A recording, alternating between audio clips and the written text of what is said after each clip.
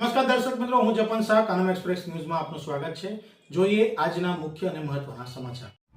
ભરૂચ જિલ્લાના આમોદમાં જયા પાર્વતી વ્રતનો પાવન પ્રારંભ, શિવાલયોમાં ભક્તિનો માહોલ છવાયો। ભરૂચ જિલ્લાના આમોદ મુકામે જયા પાર્વતીના વ્રત એટલે કે ગૌરી વ્રતનો પાવન પ્રારંભ થઈ ચૂક્યો છે। હિન્દુ ધર્મમાં આ વ્રતનું વિશેષ ધાર્મિક અને આધ્યાત્મિક મહત્વ રહેલું છે। ખાસ કરીને નાની બાળાઓ અને કન્યાઓ અખંડ સૌભાગ્ય, સુખી દાંપત્ય જીવન તેમજ મનગમતા વરની પ્રાપ્તિ માટે માતા પાર્વતીની શ્રદ્ધાભાવે આરાધના કરે છે। 5 દિવસીય આ વ્રત દરમિયાન બાળાઓ અલુણા વ્રત રાખી મોડું ભોજન ગ્રહણ કરે છે અને નિયમ સંયમ સાથે ભગવાન શિવ તથા માતા પાર્વતીની ઉપાસના કરે છે। આજે વ્રતના પ્રથમ દિવસે પહેલી સવારથી જ આમોદના વિવિધ શિવ મંદિરોમાં બાળાઓ અને મહિલાઓની ભારે ભીડ જોવા મળી હતી।